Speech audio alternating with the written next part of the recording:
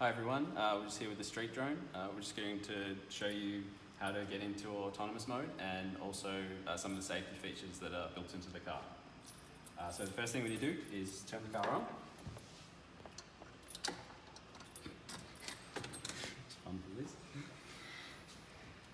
So the car has a couple of built-in safety systems, partly hardware, partly software and partly driver.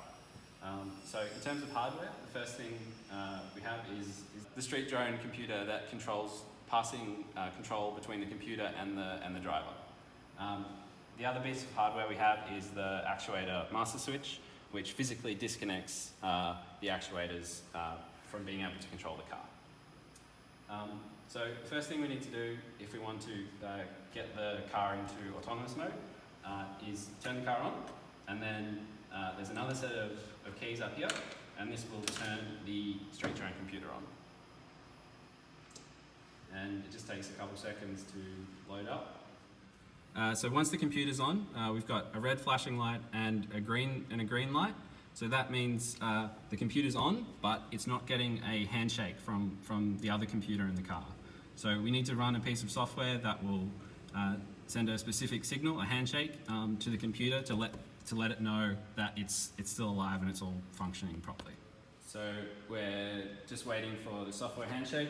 I've got Avant here. He's going to run the handshake for us.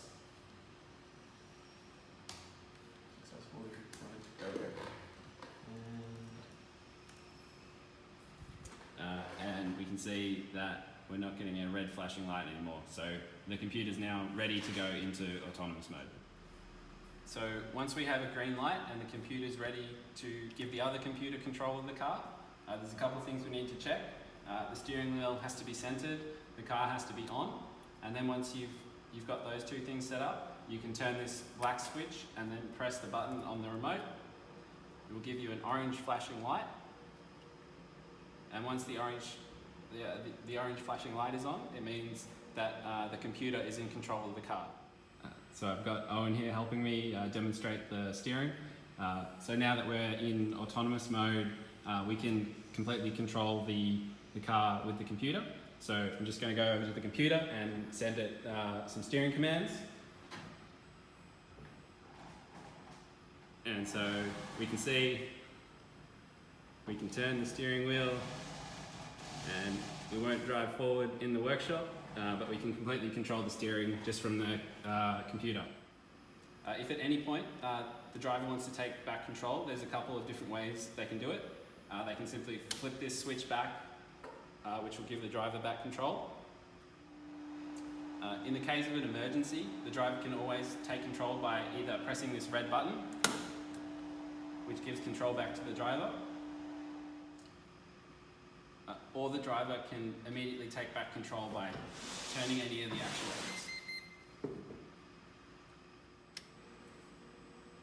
Or the driver can take control by pressing the brake. Hope you enjoyed that look into how one of our vehicles works, and hope you see us driving around campus soon.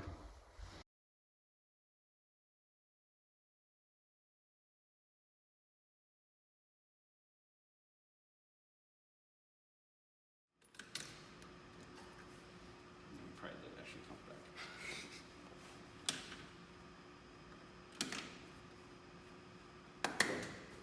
Right.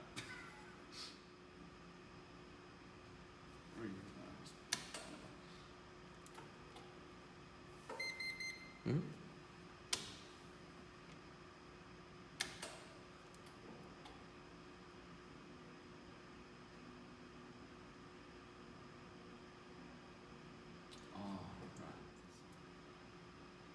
Or by pressing the brake.